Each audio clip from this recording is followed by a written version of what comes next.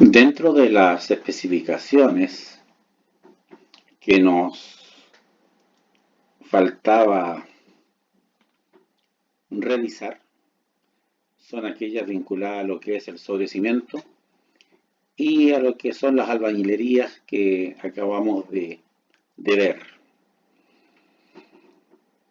Dentro de las especificaciones de hormigón armado, que en realidad son para todo lo que es sobrecimiento, pilares y cadenas, que acá en esta vivienda estaba todo contemplado en esa partida, se menciona dentro de las normas a considerar la norma 163, que define algunas características de áridos para morteros y hormigones, la norma 165, que nos define la granulometría que deberán tener estos elementos para ser utilizados, la norma 170, que precisa los requisitos generales para fabricar el hormigón, y lo que es la norma 1019, que nos habla de la determinación del cono de Abrams.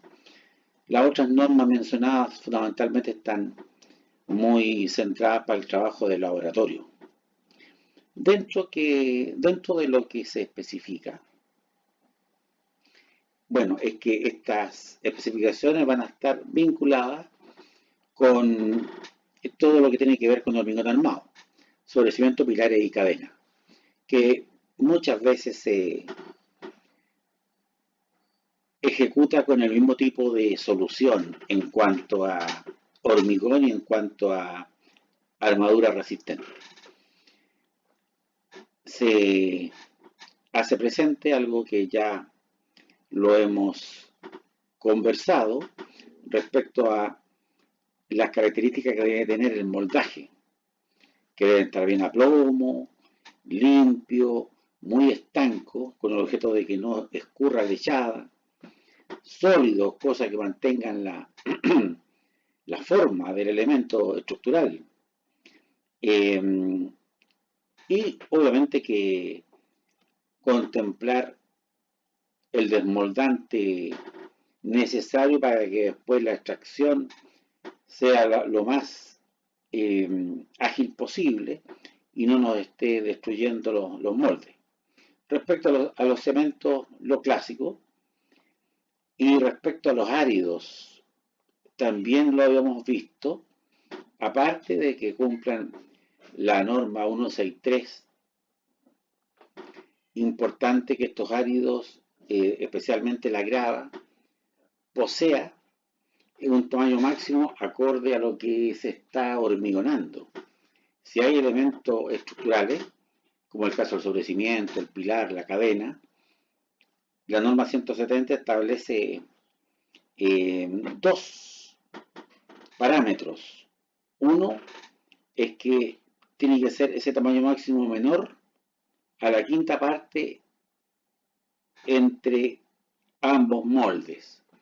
Si es de 20 centímetros, no deberá ser más allá de 4 centímetros el tamaño máximo, o 3/4 partes de la separación entre barras.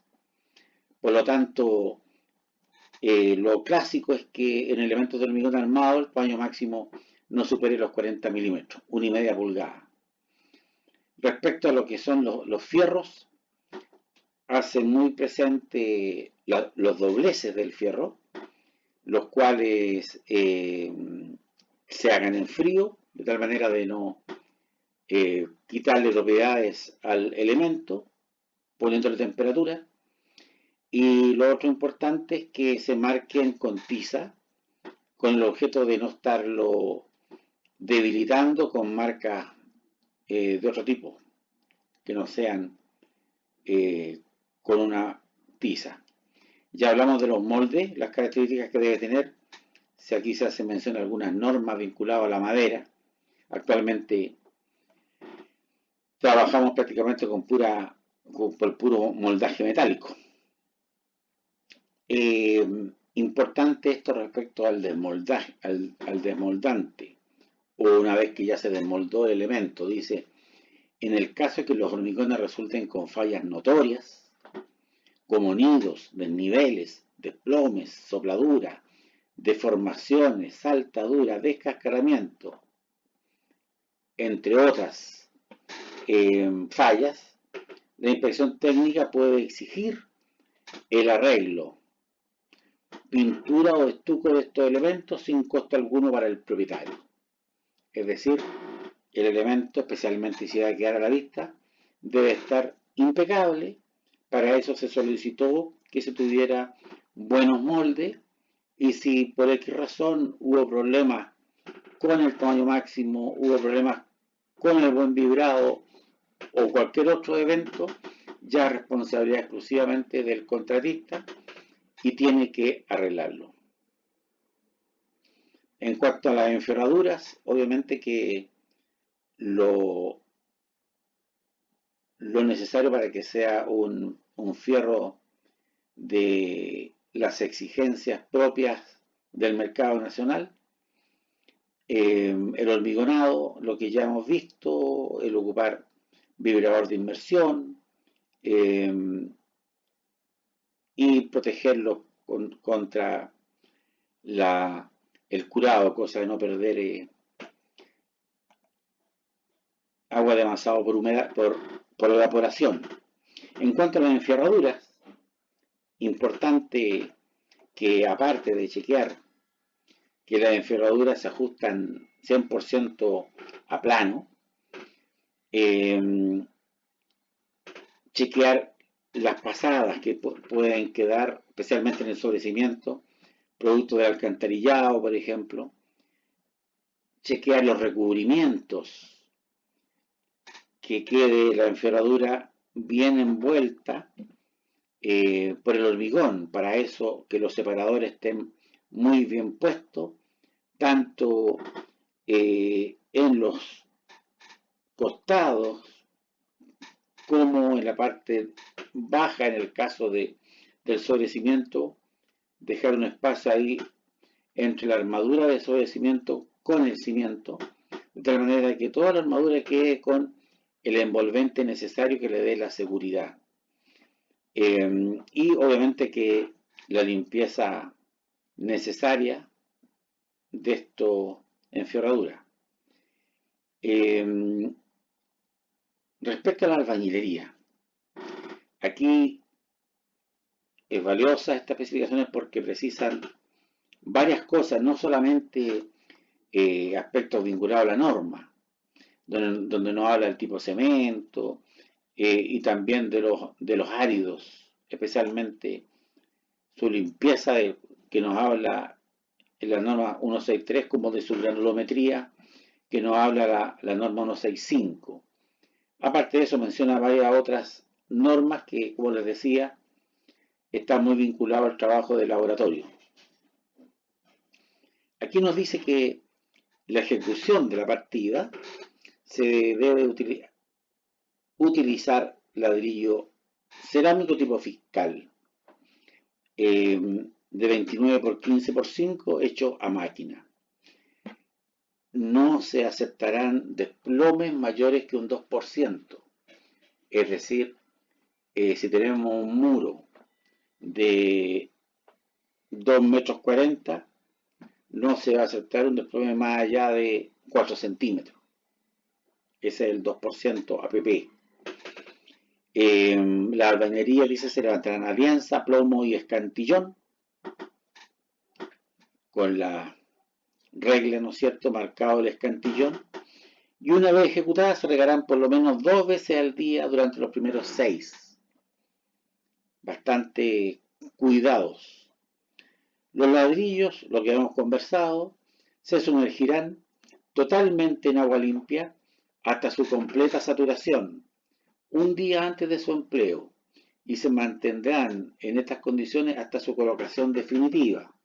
Lo que les decía, que el ladrillo lo íbamos a colocar saturado y superficialmente seco. Para eso lo sacamos, al momento de colocarlo, lo secamos por fuera, pero va a estar interiormente saturado y de esa manera no va a ser una esponja, no va a absorber agua del mortero. Previo a la colocación de la primera hilada, dice, de albañilería, se verificará la horizontalidad del sobrecimiento. Lo hemos comentado ahí en el proceso. Se rectificarán los ejes marcados en el tablestacado y se controlará sus dimensiones de ancho y alto en cuanto a planos. La cara superior del sobrecimiento, dice, se someterá a tratamiento de junta, lavándola con agua a presión. La superficie debe quedar rugosa, con hormigón sano, sin poro ni material suelto. Es decir, deberían habernos dejado la cara superior del sobrecimiento rajuñado, cosa de que el mortero adhiera bien para comenzar a levantar la albañilería. Bueno, y tiene que estar muy limpio, por supuesto, siempre la limpieza es un elemento que juega en contra. 12 horas antes de iniciar la albañilería, la superficie del sobrecimiento debe ser lavada hasta saturar y no deberá presentar agua libre o pozas al inicio de la faena. También se cuida que el sobrecimiento no vaya a absorber el agua de amasado del mortero. Aquí se insiste mucho en eso porque se han visto muchos errores constructivos por no saturar bien los ladrillos o la superficie en donde se va a apoyar la albañilería, y después estas superficies no saturadas absorben el agua de amasado del mortero, debilitando su fragüe. Y después es muy fácil visualizarlo porque en la medida en que se va a chequear con algún elemento sólido y se va a raspar, si no hay un buen fragüe, es muy probable que se vaya descascarando. Y eso obviamente nos va a dejar una mala impresión. Importante,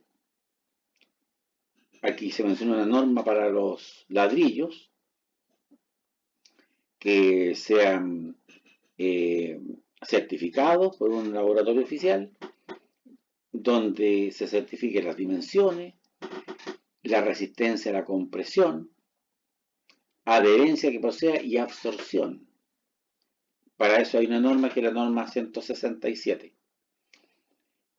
Antes de iniciar la albañilería, dice, se controlará la correcta colocación de miras de nivelación en los extremos. Esas son las reglas de escantillón. Demarcando en ella, dice, el escantillón correspondiente, la altura de hiladas más el tendel. El tendel, lo mencionábamos, es el mortero horizontal que va pegando los ladrillos y la llaga es el mortero vertical.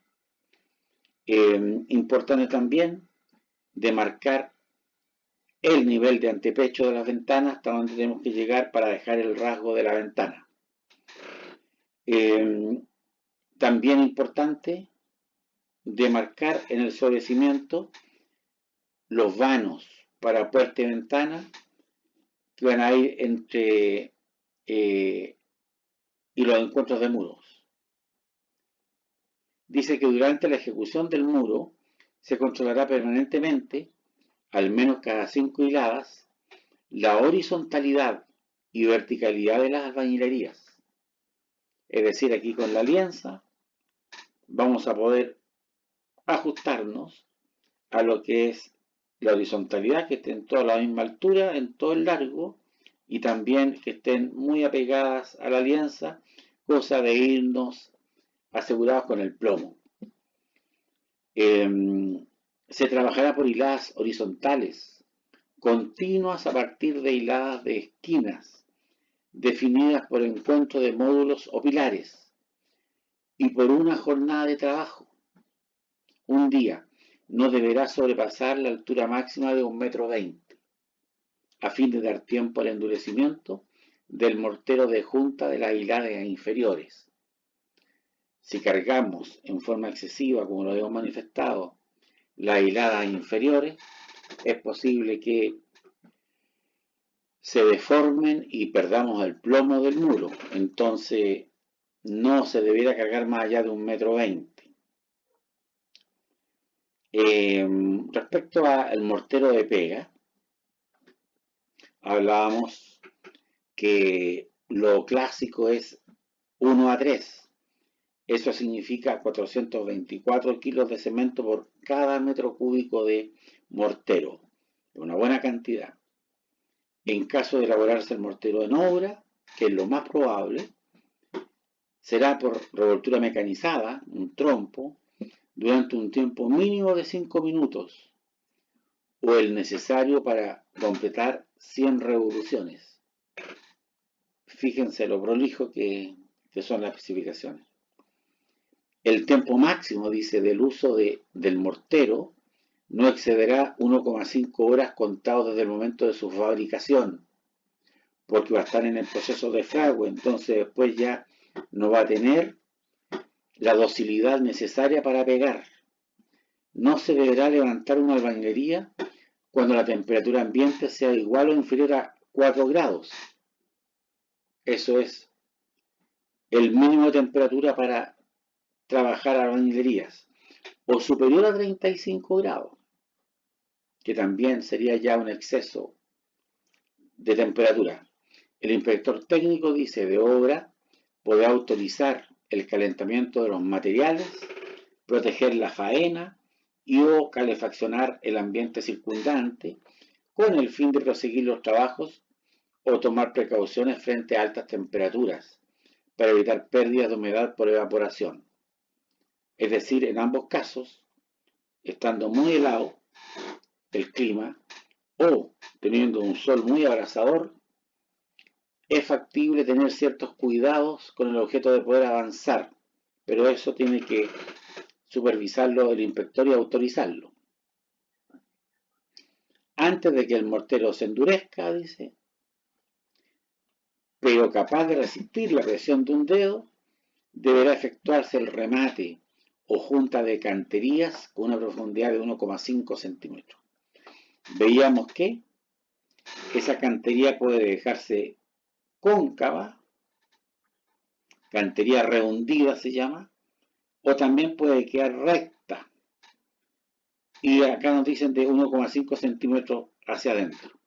Eso se utiliza cuando se trata de albañilerías a la vista por un tema de imagen, presentación, porque eso es lo que va a quedar presente.